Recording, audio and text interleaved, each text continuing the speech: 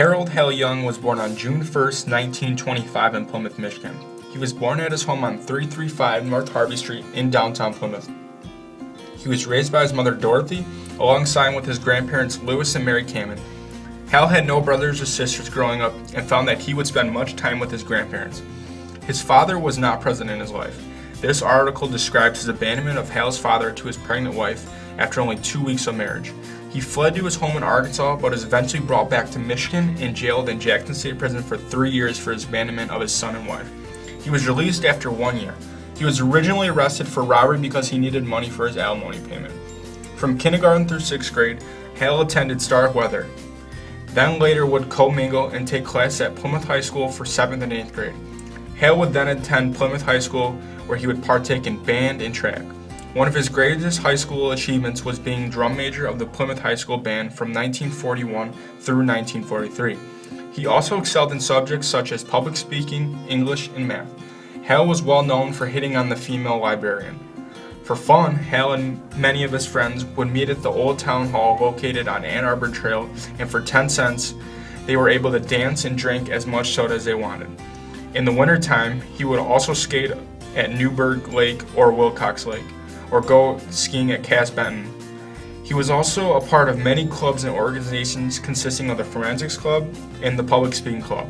Another interesting thing about Hal's high school experience was that every Wednesday, him and the band would meet at Plymouth High School and march a World War II draftees to the station. Hal would then graduate in 1943, 26 days earlier than the other seniors in his class, because he was joining the Navy. Joining the Navy was significant during this time period since he was alive during all the events leading up to the United States involvement in World War II, such as Hitler's invasion in Poland and the bombing of Pearl Harbor in 1941. He was also the signalman of the USS LST-666 in the Pacific Theater of Operations during World War II.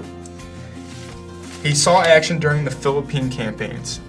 LST-666 was active starting from May 16, 1944, all the way until June 20, 1946. Upon the completion of the ship service, Hal would return back home to Plymouth. When Hal returned, he became employed by the Michigan Bell Company, which is located in the heart of downtown Plymouth, which is now located near the modern-day Box Bar. Hal started his job at the Michigan Bell as a line worker, but would eventually work in this assignment, repairs, installation, and marketing units of the company. He would then end his 40-year career as security at the Michigan Bell. Through his time, Hal would go to marry Loretta Watson and have 2 daughters, Janet and Leanne. Hal was very active in the community and participated in several organizations throughout his life.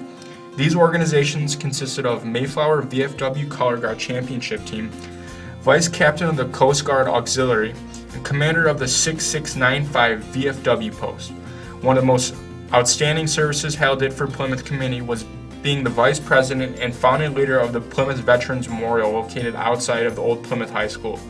Sadly, Young's life came to an end on June 9, 2014.